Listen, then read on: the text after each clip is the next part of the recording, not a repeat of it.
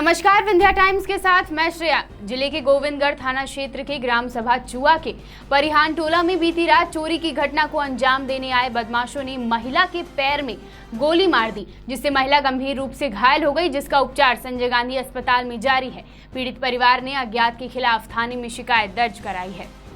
जिले में आपराधिक घटनाएं आए दिन बढ़ती ही जा रही हैं। पुलिस के आगे बेखौफ अपराधी चोरी, लूट और गोली चालन जैसी घटनाओं को बड़े ही सहजता से अंजाम दे रहे हैं।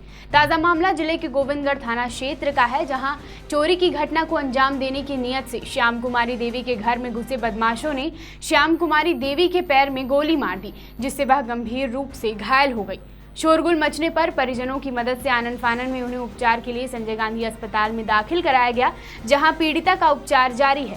जानकारी के मुताबिक चोरी की नीयत से घर में दाखिल बदमाशों ने श्याम कुमारी को अपनी ओर आता देख घबरा गए और गोली चला दी। घटना को अंजाम देने के बाद बदमाश भागने में सफल हो गए। पीड़िता के परिवारजनों ने स्थानीय थाने में अज्ञात के खिलाफ शिकायत दर्ज कराई है। शिकायत दर्ज कर पुलिस मामले की जाँच पड़ताल में जुटी। क्या नाम है आपका? श्याम कुमारी सिंह, कहाँ के रहने वाले हैं? चुआ परिहारन टोला, चुआ परिहारन टोला, गोविंदगढ़। क्या घटना हुई, कैसे हुआ, क्या मामला है? बाहर निकलन बाथरूम का, कोई चोर कोई रहा हो मार दी। बाहर निकलन बाथरूम कराए, पता नहीं अब जैसा गेट खोलन तैसा वो चल गए। क्या मारे हैं? नहीं दिखन साहब, अब हम क्या बताई क्या मारे हैं, मतलब आवाज़ आई होकर। आप बता रही गोली मारे हैं? आवाज़ होकर आई है, पटाखा के नहीं। मारा उनको जानती हैं क्या? नहीं जानती, पहचान नहीं हो पाई? नहीं पहचान। कितने बजे की घटना है? ऐसे 1:30-2 बजे रहे हैं, 2 बजे रहे वहीं 1:30। क्या नाम है आपका? रघुवीर सिंह, कहाँ के रहने वाले हैं? चुआ। जिनके गोली लगी है वो कौन है आपकी? मेरे ये बड़ी मम्मी है। क्या घटना हुई, कैसे हुई है, क्या? मैं तो था नहीं सर, मेरे को सुबह जानकारी हुई क्या जानकारी हुई? कि मेरे को कि गोली चल गई है, हैं? गोली मारने की सूचना मिली। कौन मारे हैं, क्या कुछ जानकारी है? कुछ जानकारी, रात का टाइम था, बोले देख ही नहीं पाया, वो धोखे से। कोई भी बात नहीं। आपको क्या लगता है, चोरी की इरादे से आए थे क्या, कैसे? अब रात में चोरी के इरादे से आते हैं सर, और क्या करने आएंगे? कोई पहचान को कोई नहीं। थाना कौन सा लगता है आपका? गोविंदगढ़ थाने में रिपोर्ट करवा दी? थाने में रिपोर्ट भी मेरे को सूचना नहीं है करवाए कि नहीं करवाए, मैं अभी आया हूँ। सतना जिले के अमरपाटन पुलिस ने घेराबंदी कर पिकअप वाहन से 100 पेटी शराब बरामद की है। साथ ही वाहन चालक को भी गिरफ्तार कर लिया है। पुलिस ने शराब की कीमत लगभग 13 लाख रुपए आंकी है। पुलिस ने आरोपी के खिलाफ आबकारी एक्ट के तहत मामला दर्ज कर लिया है। अवैध नशे के खिलाफ चलाए जा रहे अभियान में सतना पुलिस को बड़ी कामयाबी हासिल हुई है, जिसमें जिले के अमरपाटन थाना पुलिस ने पिकअप वाहन से 100 पेटी अवैध शराब बरामद की है, जिसकी पुलिस ने 13 लाख रुपए से अधिक कीमत आंकी है। जानकारी के मुताबिक मुखबिरों की सूचना से अमरपाटन पुलिस ने अवैध शराब ले जा रहे पिकअप की घेराबंदी कर उसमें रखा 100 पेटी शराब बरामद किया है। साथ ही पुलिस ने वाहन चालक को गिरफ्तार कर लिया है। बताया जा रहा है कि अवैध नशे की खेप से लदा हुआ पिकअप सतना से मैहर की तरफ जा रहा था। हालांकि पुलिस ने गिरफ्तार वाहन चालक से मुख्य तस्करों के बारे में जानकारी जुटा रही है। पुलिस ने बरामद शव और पिकअप को कब्जे में लेते हुए आबकारी एक्ट के तहत केस दर्ज कर लिया है।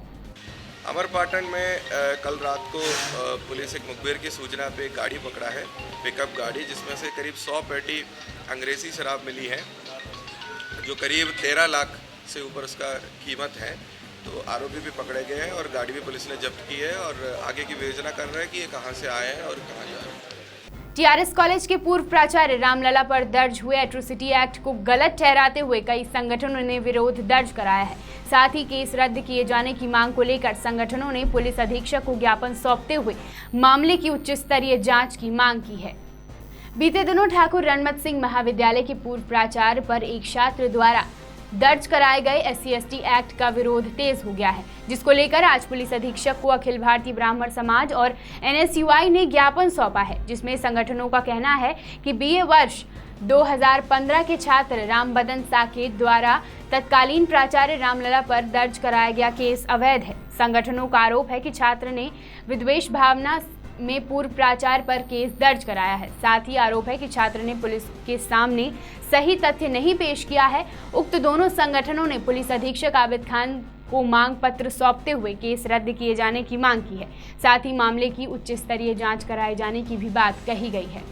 ठाकुर रणमत सिंह महाविद्यालय जो यहाँ का रीवा जिले का एक प्रतिष्ठित ऐतिहासिक महाविद्यालय है, वहाँ के पूर्व प्राचार्य डॉक्टर रामलला शुक्ल जी के ऊपर वहीं महाविद्यालय की एक पूर्व छात्र रामवदन साकेत, जिनका शायद नाम है, उन्होंने एक एट्रोसिटी एक्ट के तहत मामला दर्ज प्राचार्य जी के नाम पर कराया है। क्योंकि मैं भी उस महाविद्यालय का पूर्व छात्र हूँ, सामाजिक संगठनों से जुड़ा हूँ, ब्राह्मण समाज से जुड़ा हुआ हूँ और पहले भी मैंने एट्रोसिटी एक्ट का इसका निरंतर विरोध किया है। क्योंकि एक ऐसा एक एक्ट है जिसमें विभिन्न तरह की धाराओं पे केस दर्ज करते हुए एक लंबे समय तक प्रक्रिया को होल्ड पे रख दिया जाता है।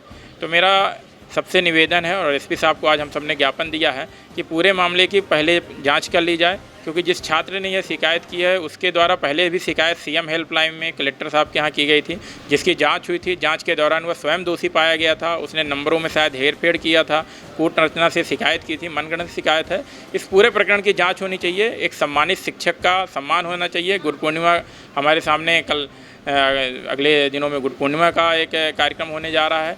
ऐसे मौके पर एक गुरु के ऊपर इस तरह से कूट रचना के साथ द्वेषपूर्ण भावना से कोई एफआईआर दर्ज कराई जाए, बहुत ही निंदनीय है।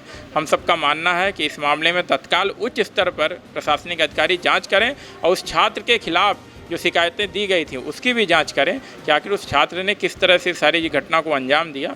क्योंकि यह हमारे समाज में जिस तरह से ये इसको हथियार के रूप में उपयोग किया जा रहा है एक्ट को, वो बहुत ही खतरनाक है। उपयोग की जगह इसका दुरुपयोग निरंतर जारी है, इसके हम खिलाफ हैं। तो अच्छा होगा कि जल्द से जल्द इस पे निराकरण हो और न्याय संगत मामला सामने आए। कि इनका कहना है जो केस रजिस्टर हुआ है वो जो स्टूडेंट है उसने गलत तरीके से फेल हो जाने के कारण द्वेष भावना कारण दिया है, ऐसा इनका कहना है। जिस कारण ये चाहते हैं कि एक निष्पक्ष जांच उसमें की जाए और पुलिस ऑलरेडी उसमें निष्पक्ष जांच करा रही है और जो भी जांच के बाद इन्वेस्टिगेशन में जो भी एविडेंस आते हैं। शासकीय मेडिकल कॉलेज में पढ़ने वाले दंत चिकित्सकों ने आज संभागायुक्त को ज्ञापन सौंपा है, जिसमें चिकित्सकों ने 7वें वेतनमान, चाइल्ड केयर लीव समेत अन्य मांगों को पूरा किए जाने की मांग की है। मांग पूरा न होने पर प्रदेश भर में शिक्षा चिकित्सक 17 जुलाई को सामूहिक अवकाश पर रहेंगे। प्रदेश के 13 शासकीय मेडिकल कॉलेज में तैनात दंत शिक्षा चिकित्सकों ने सरकार द्वारा मांग न पूरे किए जाने के कारण आगामी 17 जुलाई को सामूहिक अवकाश पर रहने का निर्णय लिया है, जिसको लेकर आज रीवा में चिकित्सकों ने संभागायुक्त को ज्ञापन सौंपा है। चिकित्सकों द्वारा बीते 2 वर्ष से 7वें वेतनमान, चाइल्ड केयर लीव समेत अन्य कई मांगों को पूरा किए जाने की मांग की गई है, लेकिन सरकार द्वारा चिकित्सकों की इन मांगों पर गंभीरता नहीं बरती जा रही है, जिससे नाराज चिकित्सकों ने सामूहिक अवकाश पर जाने का ऐलान कर दिया है। वहीं चिकित्सकों का कहना है कि इन सब के बावजूद भी सरकार द्वारा मांगों को नहीं पूरा किया जाता तो आगामी 24 से 26 जुलाई तक अवकाश पर रहने की चेतावनी भी दे दी गई है।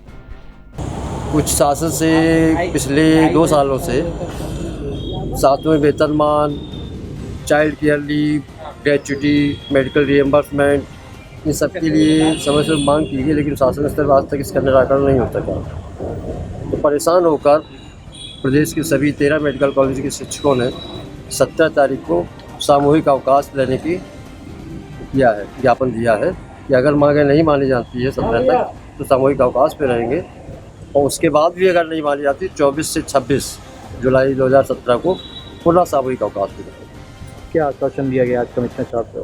कमिश्नर साहब ने बताया है कि भोपाल स्तर पर बात करेंगे शासन के स्तर पे और यहाँ की जो स्थिति है उससे अवगत कराएंगे उनको। शुभ नाम आपको?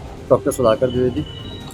रीवा शहर में गुरु पूर्णिमा के मौके पर भव्य कार्यक्रम को लेकर तैयारियां जोरों पर हैं। इसी क्रम में आज रैली निकालकर लोगों को कार्यक्रम की जानकारी दी गई।